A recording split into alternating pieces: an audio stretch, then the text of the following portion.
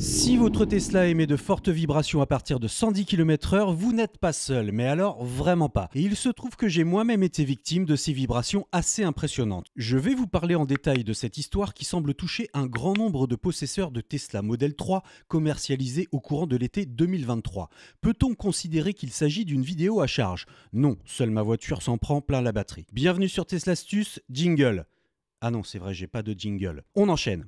Je sais que je ne vais pas me faire que des amis dans cette histoire, avec ce que je vais vous raconter, aussi bien du côté de chez Tesla que du côté de chez Michelin. Eh bien, je prends ce risque, car la gestion de cette situation est à mon goût assez incroyable, et pas dans le sens positif du terme. Elle est incroyable aussi bien au niveau de la prise en charge que sur le plan de la garantie. Quant à la sécurité routière, je vous laisserai émettre votre propre opinion après avoir entendu ce qui va suivre. Ceci est mon avis personnel et je vous relate ce que j'ai vécu afin de résoudre cette situation, du moins je l'espère.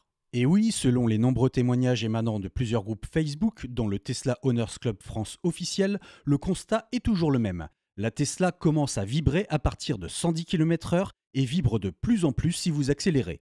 Quel que soit le nombre de kilomètres au compteur, ce phénomène explose en ce moment même et les constats se multiplient. Mais d'où cela vient-il et que peut-on y faire? Si vous aussi vous rencontrez ce problème, dites-le dans les commentaires afin que l'on puisse se rendre compte à quel point ce problème est répandu. Cela fera peut-être bouger les choses. Non, je n'ai pas dit que cela nécessiterait peut-être un rappel complet des véhicules potentiellement concernés. Je ne l'ai pas dit. Et non, ce n'est peut-être pas un problème d'équilibrage de votre Tesla.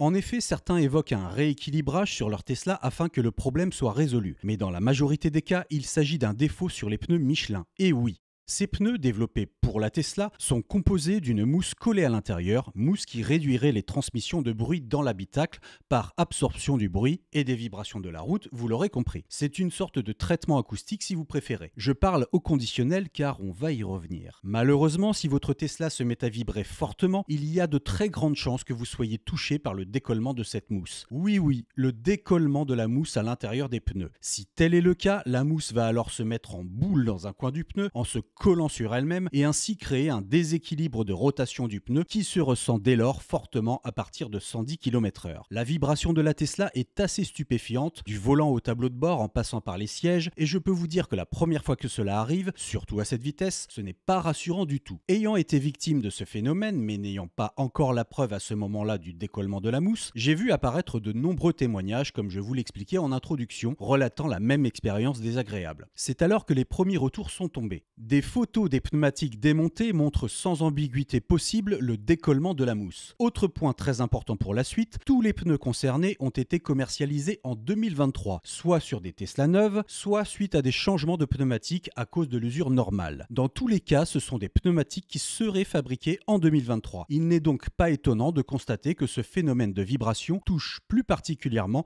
les Tesla Model 3 vendus en milieu d'année 2023. Avant de me rendre dans mon Tesla Center pour confirmer cette piste, le hasard fait très bien les choses. Le week-end juste avant mon rendez-vous, c'était le Tesla Owners Day qui se déroulait à Clermont-Ferrand, sur le site de Michelin. Comme j'étais invité par le Tesla Owners Club, j'ai demandé à l'avance au président de l'association si je pouvais évoquer ce sujet avec les équipes de Michelin sans risquer de plomber l'ambiance, car ce n'était pas mon intention. J'ai eu son feu vert. Vous vous doutez bien que dans ces conditions, je ne me suis pas privé pour creuser le sujet. Après la visite du pavillon de l'innovation Michelin, durant laquelle j'ai pu rencontrer certains d'entre vous, je me suis rendu au stand Michelin pour parler de cette problématique avec les représentants sur place. L'échange était tout à fait ouvert et cordial, et ma première interlocutrice n'avait pas connaissance de ce problème. Ok. Elle m'a alors invité à échanger sur le sujet avec son collègue. J'y ai alors appris qu'il y avait effectivement eu une série défectueuse en 2023 et qu'elle n'aurait d'ailleurs pas touché que Michelin, mais également d'autres fabricants de pneumatiques. J'y apprends également qu'il suffit de contacter Michelin pour un échange gratuit dans le cadre de la garantie. Vous imaginez bien que j'ai saisi l'occasion pour demander si l'on pouvait faire une interview vidéo à ce sujet.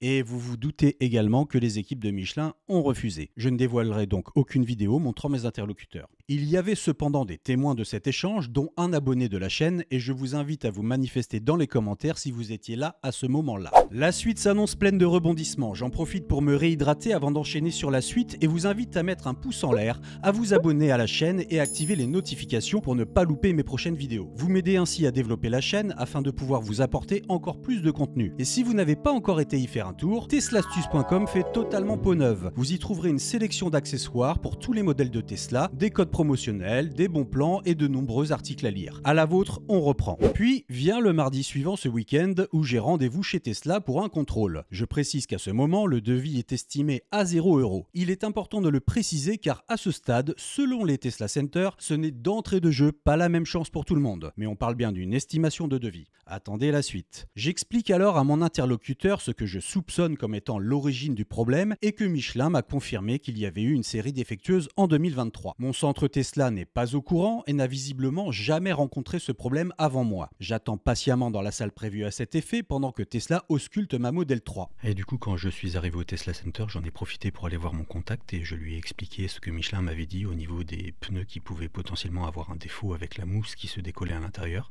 Donc il va regarder cela. Puis vient le verdict. Les deux pneus arrière ont bien la mousse totalement décollée, en boule. On me montre alors les photos que je n'ai malheureusement pas pu récupérer. Et là, on m'annonce qu'il faut changer ces deux pneus à mes frais pour 630 €. J'enchaîne donc avec l'information que j'ai obtenue avec les équipes de Michelin, à savoir faire marcher la garantie Michelin. Problème, Tesla n'est pas au courant de cette procédure. Là, chez Tesla, on m'explique posément qu'on ne peut m'offrir des pneus en supposant que Michelin les prendra bien en garantie. Ça se tient. Je décide donc d'appeler le service consommateur Michelin moi-même en présence de mon interlocuteur chez Tesla. Michelin m'informe alors qu'il y a une procédure à respecter. Le concessionnaire doit prendre 3 photos des pneus sous 3 angles différents, relever le numéro de série des pneus, fournir une copie de ma carte grise et la date d'achat du véhicule s'il est neuf ou la date d'achat des pneus s'ils ont déjà été changés. Tesla doit enfin remplir un fichier Excel de constatation envoyé par Michelin. Il demande également à ce que les pneus défectueux restent chez Tesla afin qu'il les récupère pour expertise. Bon, ok.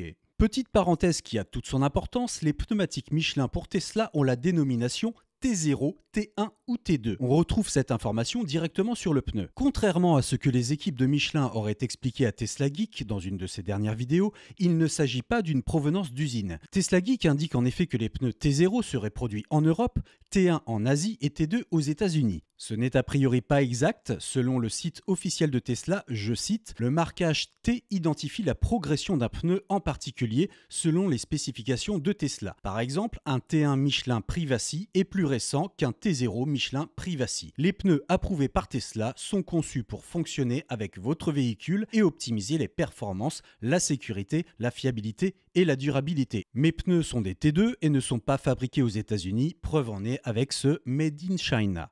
Reprenons. Michelin peut répondre dans l'heure concernant la prise en charge ou pas de mes pneus et m'invite, moi, à demander à Tesla de procéder gratuitement au changement de pneumatique. Je vois alors mon interlocuteur Tesla me faire des gros yeux, laissant entendre qu'il n'est pas du tout d'accord avec ce principe. Là encore, ça s'entend, Tesla n'a pas à offrir des pneus provenant de ses propres stocks sans validation préalable de Michelin sur l'envoi de pneus neufs. J'explique alors à Michelin que Tesla ne me changera pas gracieusement des pneus sans validation d'une prise en charge de leur part. Problème, mon Tesla Center ferme dans 30 minutes. Autant vous dire que nous n'aurons pas de retour avant la fermeture. Autre point, c'est à moi de donner le mail de contact de mon Tesla Center pour qu'il puisse recevoir la fameuse demande de garantie. Le client a donc un rôle actif à jouer pour que la procédure puisse se dérouler jusqu'au bout. J'ai demandé à recevoir également un mail à ce sujet dont voici le contenu. Il est daté du 21 mai 2024. Je peux le divulguer car aucune mention de confidentialité n'est indiquée dans ce mail.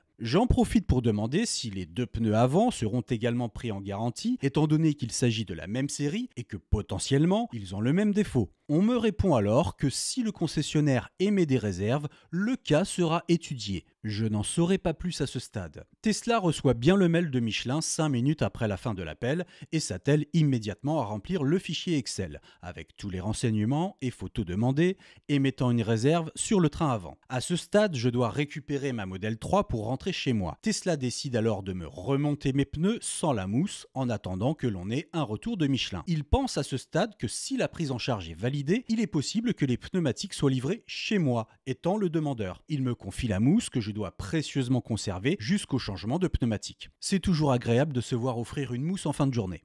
C'est à ce moment que Tesla m'informe que pour cette fois, il m'offre la main-d'œuvre. Et oui, comprenez qu'à ce stade, Tesla considère ce problème comme hors garantie. Mais si la main-d'œuvre m'est offerte, c'est pour deux raisons. J'ai fait intervertir mes pneus chez Tesla au bout de 10 000 km, tel que préconisé par le constructeur. Sachez-le. La seconde raison, c'est parce que ma Tesla a moins de 15 000 km et moins d'un an. On prendra donc cela comme un geste commercial parce que le courant passe bien et que je n'en veux nullement à Tesla. L'échange est courtois, je n'ai aucune raison de monter dans les tours. Dans tous les cas, si je reçois des pneus neufs, c'est-à-dire reconnus comme défectueux de la part de Michelin, la main-d'œuvre sera 7 fois payante à raison d'environ 130 € de ma poche pour les deux pneus. Et là, en général, on parle hors taxe. Comprenez que Tesla n'offre pas la pause car il ne s'agit pour eux pas d'un défaut émanant de Tesla. Même si tout de même j'ai acheté un véhicule neuf avec des pneus rencontrant un défaut de fabrication au bout d'environ 12 000 km. Ça se discute, non? Mais je ne relève pas. Il est temps de rentrer chez moi et j'ai bien envie de continuer à rester zen. Point intéressant à souligner, la mousse s'est décollée sur les pneus arrière après l'inversion à 10 000 km. Faut-il penser que le temps passé à l'avant joue un rôle sur le décollement de la mousse? Là encore, pour ceux qui y ont été touchés, je veux bien que vous me précisiez dans les commentaires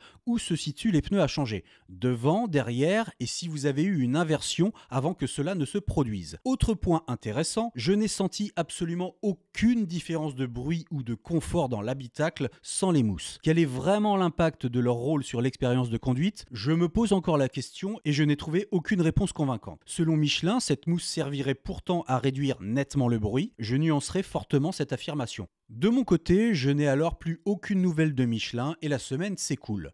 Pour une réponse annoncée dans l'heure, on repassera. J'attends donc la fin de semaine et je recontacte mon Tesla Center le vendredi matin. Ils ont eu un retour indiquant que la demande est prise en charge et attendent confirmation de leur côté. Puis en début d'après-midi, je reçois un message de Tesla, je cite: « Il fallait que l'on en parle pour que ça bouge. Nous venons de recevoir 2 pneumatiques Michelin. » Michelin a donc estimé qu'il n'était pas nécessaire de remplacer les pneus avant et me laisse donc en toute connaissance de cause avec des pneus potentiellement défectueux. Je ne donne pas immédiatement suite à la validation du devis payant qui ne s'élève pas à 130 € hors taxe comme évalué à l'origine, mais à environ 100 € toutes taxes comprises. Et je ne prends pas de rendez-vous d'entretien. Vous pourriez vous dire, eh bien récupère tes pneus et va les faire monter ailleurs, ou fais-le toi-même. Je n'ai ni le matériel ni les compétences pour changer mes pneus moi-même. De plus, je suis coincé. La prise en garantie côté Michelin nécessite que mon concessionnaire garde les pneus défectueux pour que Michelin vienne les récupérer. Je recontacte donc Michelin par téléphone et insiste sur cette série défectueuse. Mon concessionnaire émet des réserves sur les pneumatiques avant. Ils proviennent de la même série de production. Je ne veux pas devoir vous recontacter dans quelques kilomètres pour devoir à nouveau payer de la main-d'œuvre le temps de l'immobilisation de ma Model 3. Et je tiens à vous rappeler que vos collègues de Clermont-Ferrand m'ont confirmé oralement qu'il y avait bien eu une série défectueuse en 2023. Donc je ne comprends pas qu'on me laisse rouler dans ces conditions. L'interlocutrice comprend ma demande et m'indique faire remonter l'information plus haut pour étudier ma situation.